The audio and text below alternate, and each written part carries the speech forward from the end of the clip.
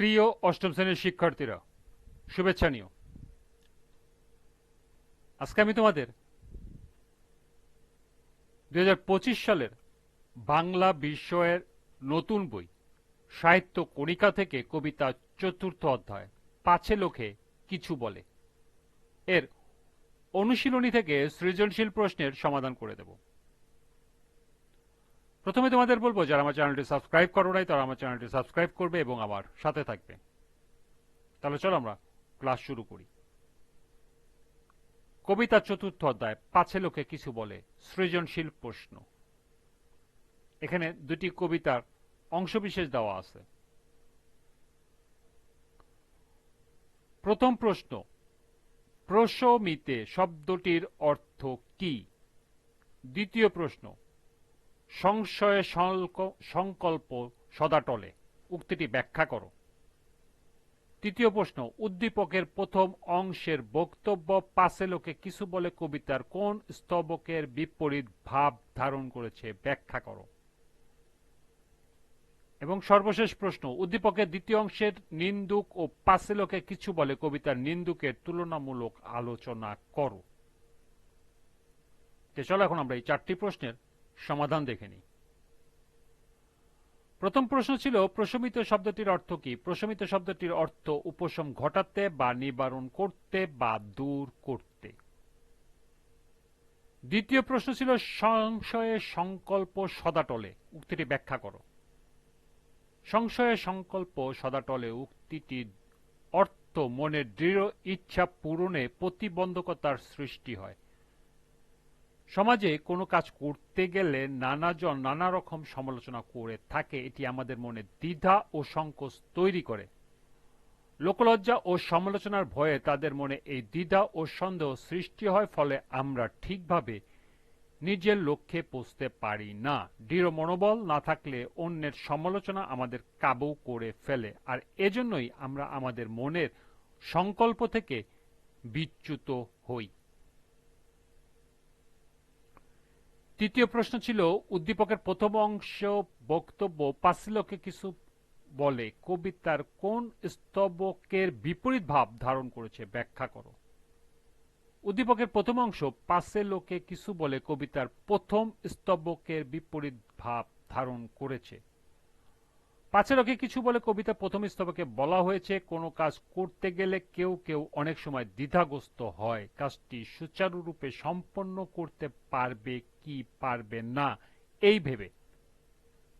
কোনো মহৎ কাজ করতে গেলে কিছু লোকের সমালোচনা শোনার ভয় করে, এই দ্বিধা বা সংকোচে তারা বসে থাকে। এজন্য কোনো কাজে তারা নিজেদের সংকল্প স্থির রাখতে পারে না। উদ্দীপকের প্রথম অংশের বক্তব্যে বলা হয়েছে, এই পৃথিবীতে কেউ নিজেকে নিয়ে ব্যস্ত বা বিব্রত হলে জন্ম গ্রহণ করেনি। এখানে সবাই পরের উপকারে নিজেকে উৎসর্গ করবে, এটাই মানব জীবনে ব্রত হওয়া উচিত। বিপদে আপদে একে অন্যের সহযোগিতায় কোনো লজ্জা বা সংকোচ থাকার কথা নয়। সুতরাং বলা যায়, পাছে লোকে কিছু বলে কবিতায় সমালোচনায় নেতিবাচক দিক দেখানো হয়েছে, কিন্তু উদ্দীপকের প্রথম অংশের বক্তব্যের মাঝে এর বিপরীত ভাব প্রকাশ পেয়েছে।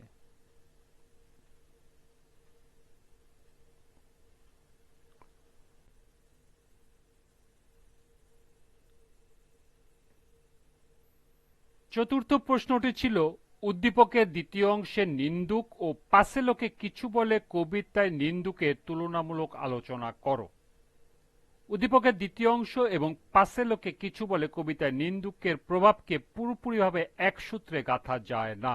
উদ্দীপকের হিসাবে প্রদত্ত কবিতাংশে উদ্দীপকের নিন্দুকের প্রভাবে মানুষ নিজের ভুল সংশোধন করা প্রেরণা পায়, কিন্তু পাছে লোকে কিছু বলে কবিতায় নিন্দুকের কারণে মানুষ উৎসাহ হারাতে পারে, তা বলা হয়েছে। পাছে লোকে কিছু বলে কবিতায় বলা হয়েছে, সমাজের অনেক লোক আছে যারা মনে মনে মানুষের জন্য ভালো কোনো কাজ করতে চায়, কিন্তু প্রকাশ্যে লোকলজ্জা ও অন্যের সমালোচনা ও নিন্দার ভয়ে তারা নিজেদের গুটিয়ে রাখে। এ ধরনের মানুষের মনে কোনো শুভ কল্যাণকর চিন্তা বুদবুদের মতো জেগে উঠলেও আবারও তা সমালোচনার ভয়ে নিভে যায়।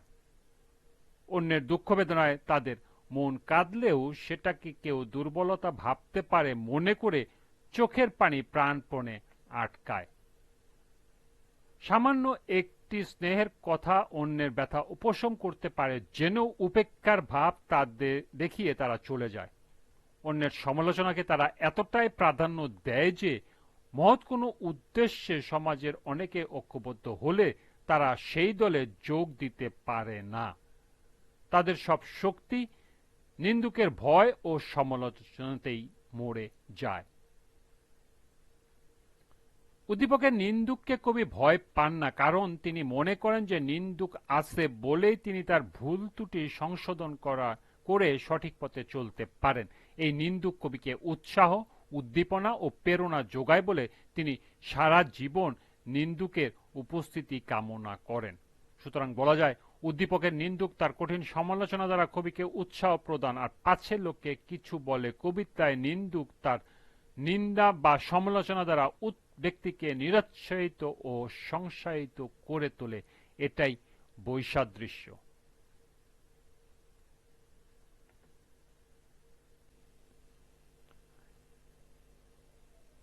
এই ছিল সৃজনশীল প্রশ্নের 4টি অংশের সমাধান। তোমরা এগুলো এখান থেকে নোট করে নিতে পারো। এরই সাথে পাছে লোকে কিছু বলে কবিতার সমাপ্তি।